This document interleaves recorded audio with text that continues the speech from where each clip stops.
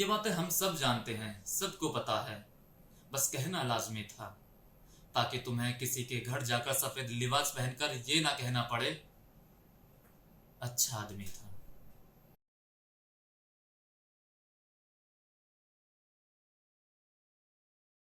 अच्छा आदमी था, है ना? बहुत अच्छा आदमी था। ये बात तुमने कह दी यकीन से या फिर अंदाजे पर? अब कुछ ना कुछ तो कहना बनता था ना उसके जनाजे पर। नहीं कहते तो लोगों को तुम्हारी अच्छाई पे शक हो जाता। अगर वह सुनता ना तो खुशी के मारे पागल बेशक हो जाता। खैर ये बताओ, अच्छा ही था तो अच्छेपन का हिसाब क्यों नहीं दिया? हफ्ते भर से कुछ पूछ ही तो रहा था ना वो, कभी सवालों का जवाब क्यों नहीं दिया? वो जब पूछता कि मेरी जिंदगी में गमों के सिवा बाकी कुछ और रहेगा या नहीं, तुम हंसकर बस यही कह देते, यार तू इसके सिवा कुछ और कहेगा या नहीं? काश की हंसी ठहाके के इस सिलसिले को तोड़ कर देखा होता। काश की जितनी बार उसे अलविदा कहा उसी रास्ते पर रुककर पीछे मुड़कर देखा होता तो जानते तुमसे मिलने के बाद वह कभी घर नहीं गया था। उसके चेहरे से नाराजगी का असर नहीं गया था। वहीं पेड़ के सहारे सड़क के किनारे बैठ जाया करता था, आते जाते मुसाफिरों से रूठ जाया करता था। तुम जानते थे ना तुम जानते थे ना कि वह हम सबसे कुछ दिनों से बड़ा अलग अलग सा दूर सा रहता था। पर क्या यह जानते हो कि अकेले पलंग पर लेट कर वो अपने घर में पंख दीवारों को घूरता रहता था? कहा तो था उसने कि मिलो, मुलाकातें करनी है, जो किसी और से नहीं कही वो तुमसे बातें करनी है। और तुम ऐसे में जिंदगी कैसे जीनी चाहिए ऐसे फर्जी बातें भेजकर, दो चार चुटकुलों के साथ हंसी वाला इमोजी भेजकर तुम्हें लगता था कि वह संभल जाएगा। संभला नहीं तो क्या हुआ, अच्छा आदमी है, समझ जाएगा।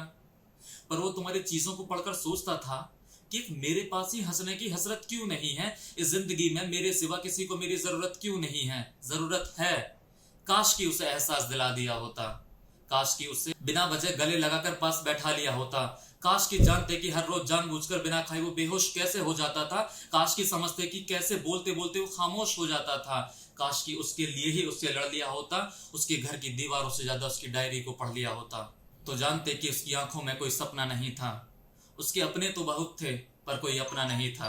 काश कि हम में से कोई तो उसके घर वक्त पर पहुंचा होता, तो उसने उस दवाई की शीशी को खोलने से पहले कुछ तो सोचा होता। काश काश। पर कहते हैं ना कि रिश्ते बांधते हैं, तो उसके घर में वो जंजीर मौजूद थी। जिस मेज पर दवाई की शीशी थी वहीं माँ बाप की तस्वीर मौजूद थी। पर उस वक्त उसका कोई अपना उसके पास नहीं था।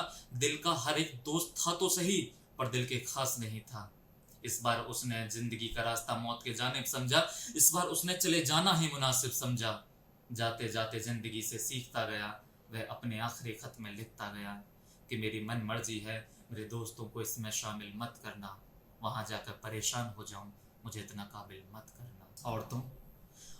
तुम्हें जब जिंदगी बेसब्र मिली, तुम्हें उसके जाने की खबर मिली, तब एहसास हुआ कि वो कितना सच कहता था, कितना सच्चा था। और आज सफेद लिबास पहनकर दुनिया को यह बताने आए हो कि वह कितना अच्छा था। अपने आप को दोस्ती का खुदा, रहनुमा, फरिश्ता सबसे जुदा कहने आए हो। जब तक वो था तब तक तो मिले नहीं, आज आखिरी अलविदा कहने आए हो।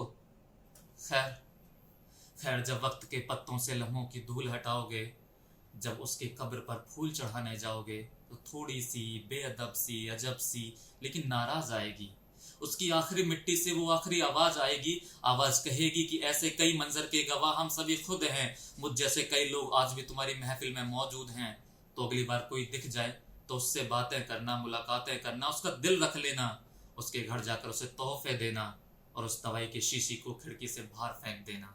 तब शायद वो जिंदगी जीने का हौसला कर सके, तब शायद वो खुश रहने का फैसला कर सके, तब शायद तुमसे नेकी का काम हो जाए, उसके दोस्तों की पहली लिस्ट में तुम्हारा नाम हो जाए।